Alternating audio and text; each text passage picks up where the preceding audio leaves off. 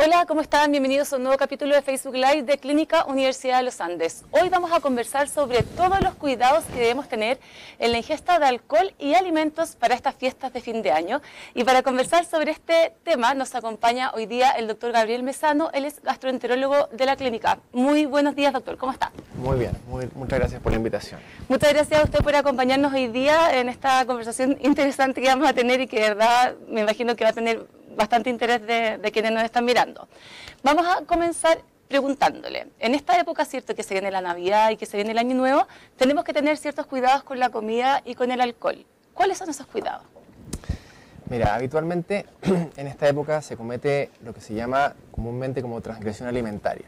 La transgresión alimentaria no es más que el aumento de las cantidades de comida que se ingiere. En general se aumenta la cantidad de grasa, de alcohol, y otro tipo de alimentos, que eso produce malestar finalmente, por sobrecarga del sistema gastrointestinal por estos alimentos. Por lo tanto, hay que tener algunas precauciones a la hora de la ingesta. ¿Y cuáles son esas precauciones que tenemos que tener? Mira, en general, tratar de disminuir los volúmenes, ¿ya? Se aumenta la cantidad de grasa, ¿ya? De carbohidratos, eso puede producir malestar. Hay pacientes que presentan dolor abdominal, náuseas, pueden presentar vómitos, en algunos casos se presentan diarrea. Por lo tanto, lo ideal sería tratar de mantener unas porciones de alimentación que sean razonables y tratar de preferirlos de consumo en la mañana y a mediodía más que en la noche, porque pueden incrementar más los síntomas. Perfecto. Y el consumo de alcohol también tiene ahí otras reglas que vamos a conversar más adelante. Perfecto. Y esto que usted comenta de transgresión alimentaria, ¿a quién podría ocurrirle más? ¿Quizá a los niños, a los adultos o no discrimina por edad? Básicamente esto es transversal a cualquier edad. Se ven más afectados y puede ser más grave potencialmente en niños y en edades más avanzadas. Ya.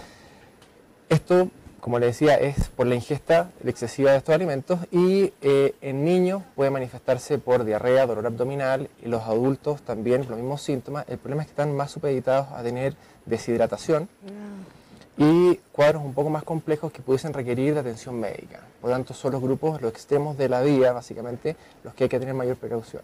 ¿Y qué podría producir una deshidratación? ¿Tiene alguna consecuencia más grave? Sí, mira, básicamente los pacientes que presentan dolor abdominal pueden presentar sensación de reflujo, acidez, náuseas, vómitos y diarrea profusa. Eso lleva finalmente, si no hay una hidratación adecuada, lleva a la deshidratación. La deshidratación puede producir cefalea, malestar, compromiso de la marcha, y en casos más severos esto puede ser incluso fatal, ya producir falla renal y otras cosas. Por lo tanto, hay que tener precaución con los síntomas y pesquisar de forma precoz.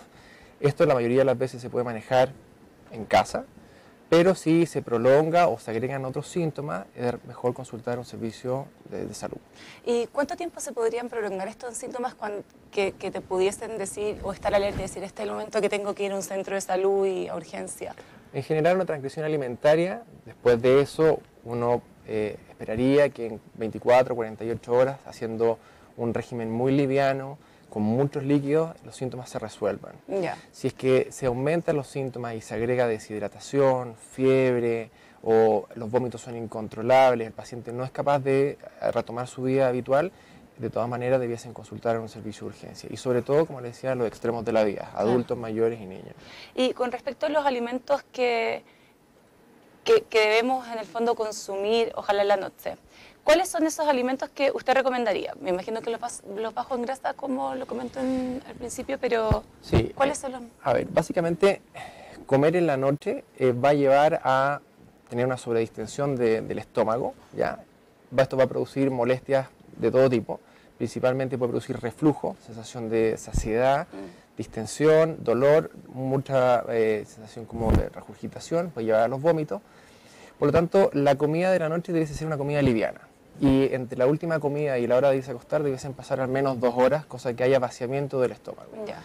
Por lo tanto, las comidas más copiosas, de más abundantes, se recomiendan a mediodía y darle un tiempo para que el estómago se pueda vaciar. Si el paciente se va a dormir con el estómago lleno, además de tener reflujo, va a tener una muy mala noche, porque el sistema gastrointestinal va a estar trabajando y en general los pacientes se despiertan, tienen dolor, retorcijones y otro tipo de molestias. Perfecto. Y bueno, y ahora también con respecto al alcohol, ¿cuándo es mucho? Porque me imagino que no es lo mismo tomarse una copa de vino, ¿cierto? Que quizá un trago más fuerte, que tenga un mayor grado alcohólico, ¿cierto? Sí. Mira, el consumo de alcohol es todo un tema porque está muy estandarizado su uso, sobre todo en las fiestas. Sí. El alcohol produce grandes problemas a nivel de salud pública. Se reconoce como una ingesta normal y que no produce otros daños hasta 3 vasos en un hombre y hasta 2 en una mujer, considerando de que distintos tipos de alcoholes tienen distintas graduaciones. Es decir, el vino, por ejemplo, tiene 13 gramos de alcohol y se considera que 100 ml de vino son 10 gramos. Considerando eso, en esas proporciones, hasta 3 vasos en un hombre de 100 ml se considera que no produce daños. Esto no está completamente zanjado en la literatura médica, pero más o menos eso. Y la mujer 2. Distinto es un destilado que tiene mayor graduación alcohólica, por lo tanto, solo 100 ml de pisco, por ejemplo, que tiene 35 gramos de alcohol, es suficiente y es más que lo que se tolera como aceptable y que no produce riesgo de otras enfermedades. Claro, porque también esta mezcla que muchos hacen, ¿cierto?, con los alimentos más el alcohol, me imagino que para muchos es muy complicado y terminan mal con esta transgresión alimentaria. Correcto. El alcohol lo que hace finalmente en su degradación se absorbe a nivel del estómago. Es mejor consumir el alcohol junto con los alimentos porque su absorción es más lenta y por lo tanto la graduación que se alcanza en sangre es más baja. Pero el consumo de alcohol exacerba otras molestias, exacerba el reflujo, produce molestias gastrointestinales desde la boca hasta poder producir diarrea. Por lo tanto, complica más el tema la deshidratación también. Por lo tanto, la transgresión alimentaria junto con la transgresión de alcohol es una combinación que sin duda produce mucho malestar. Por eso es importante cuidarse. Doctor, una persona, por ejemplo, que tiene patologías gastrointestinales, ¿tiene que tener más cuidado en estas fechas? Claro. Bueno, depende de qué tipo de patología gastrointestinal tenga el paciente de base. Lo más frecuente es que los pacientes sufran de reflujo. Lógicamente, el reflujo tiene una relación muy directa con la cantidad y los hábitos. Por eso cuando un paciente tiene reflujo en forma crónica, uno le recomienda fraccionar las comidas, tratar de evitar la última comida por lo menos durante de acostar, tratar de evitar los líquidos durante la noche. Entonces, si el paciente tiene reflujo en esta época, que va a consumir alcohol, que va a consumir mayor cantidad, que se van a desordenar los horarios, sin duda la patología de reflujo se va a exacerbar. Hay otros pacientes que tienen otras patologías que también se pueden ver deterioradas, sobre todo aquellos pacientes que tienen problemas al hígado, ¿ya? El consumo de alcohol siempre es deleterio, por lo tanto también puede haber una exacerbación por ese lado. Claro, mire, justamente, bueno, llegaron algunas preguntas antes de comenzar esta entrevista y nos escribió Rosaya, ella nos escribe por Facebook y nos pregunta de qué manera se puede cuidar de la acidez, que también me imagino que es bastante recurrente. Sí. Bueno, el tratamiento de la acidez o el reflujo tiene medidas que son no farmacológicas y farmacológicas, para decirlo entendemos nosotros los médicos. Desde el punto de vista no farmacológico es fundamental, es una piedra importante del tratamiento. Y en esto va, como le mencionaba, tratar de evitar las comidas muy copiosas y idealmente fraccionarlas. Tratar de evitar los carbohidratos que producen más reflujo que otras comidas. También las comidas que son más difíciles de digerir, grasas y carnes, también producen mayor saciedad. Sobre distender el estómago con grandes volúmenes produce más reflujo. Comer y acostar produce más reflujo. Una de las cosas que puede ayudar un poco es dormir hacia el lado izquierdo y no hacia el lado derecho, porque en ese grado también produce menos reflujo. Y también cuando uno tiene otro tipo de molestias se puede complementar previamente con una evaluación por médico, porque es un medicamento que se prescribe de forma médica, el omeprazol, que puede ayudar con la sintomatología, pero tiene que tener una evaluación previa. Eso me llamó la atención de la posición al dormir. ¿Por qué produce menos reflujo dormir a un lado o al otro? Bueno, mira, esto no es una cosa que cambie radicalmente la patología, pero hay algunas posiciones que pueden ayudar. Hay gente que duerme con inclinación, con aumento del respaldo de la cama, porque eso por gravedad produciría menos reflujo. No es algo que cambie también mucho la sintomatología.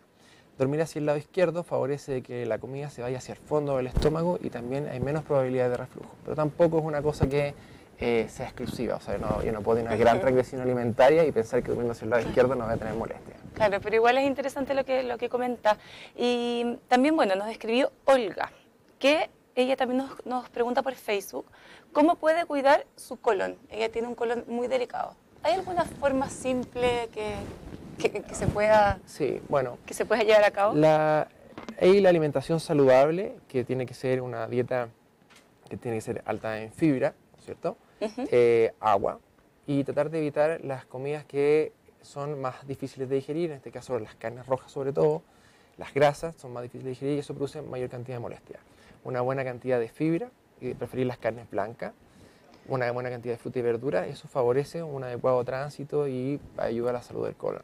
Y, por ejemplo, los alimentos integrales, ¿la fibra La ayuda? fibra integral sí. Ahora, el exceso de fibra también puede producir mayor malestar. Ya. Cuando hay mucha fibra, esto significa que hay mayor trabajo del sistema gastrointestinal y puede producir molestias principalmente como retorcijones o dolor abdominal tipo cólico, que se llama. ¿Y los lácteos, por ejemplo, también influyen o no necesariamente? No necesariamente. Hay personas que tienen por deficiencia de lactasa y esos pacientes, lógicamente, al consumir lácteos tienen molestias.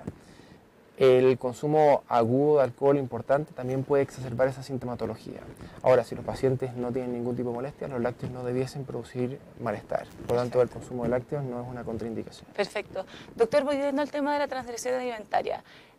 Bueno, si ya estuve 24 horas con estos síntomas, ¿cierto? Y voy a un centro de salud, ¿cuál es el tratamiento que generalmente se realiza para este tipo de patología? Bueno, hay que en ese caso evaluar lo correspondiente, ver los signos vitales, ver cuál es la sintomatología, porque aquí se pueden mezclar varias otras cosas. O sea, cuando hay una transgresión alimentaria se pueden desencadenar no solamente reflujo, sino que puede haber también problemas a la vesícula, cólicos biliares, pancreatitis por consumo de alcohol, diarrea es importante, infecciones alimentarias de otros tipos.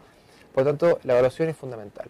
Ahora, si esto es solamente una transgresión alimentaria descartando todo lo otro, en general el reposo digestivo, una buena hidratación, algunos analgésicos para disminuir los cólicos y un inhibidor de la bomba de protones, que en este caso sería el omeprazol, en general soluciona los problemas.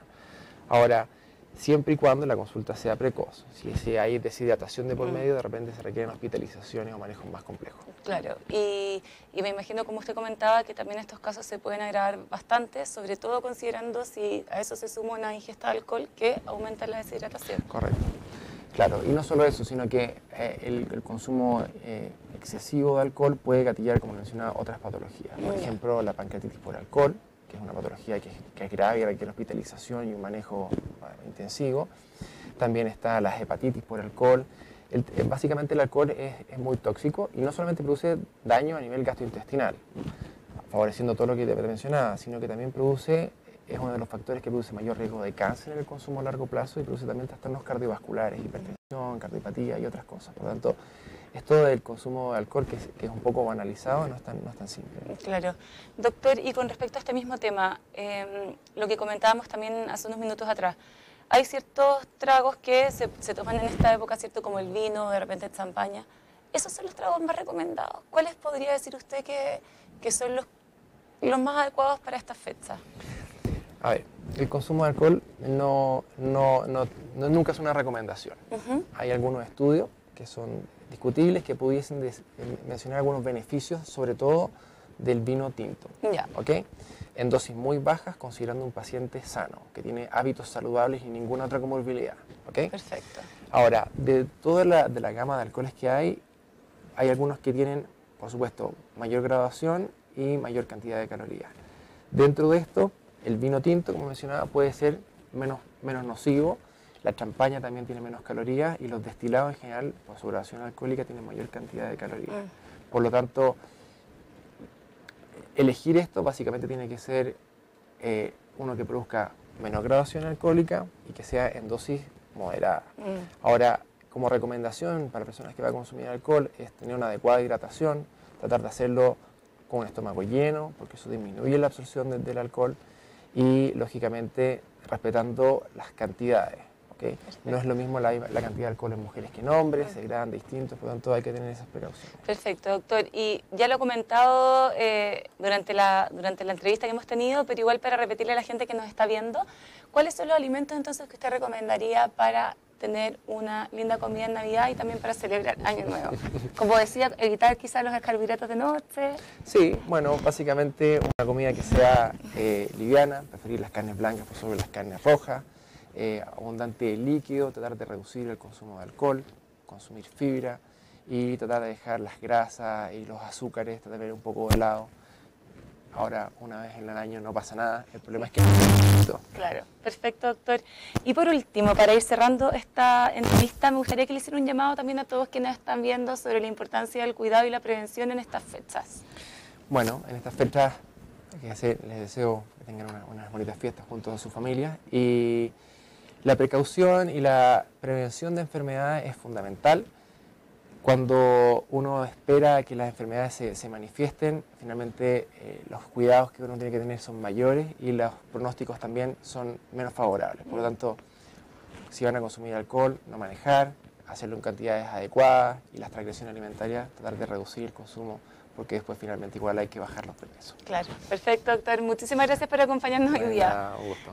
Gracias también a todos los que nos enviaron sus preguntas y a todos los que nos vieron.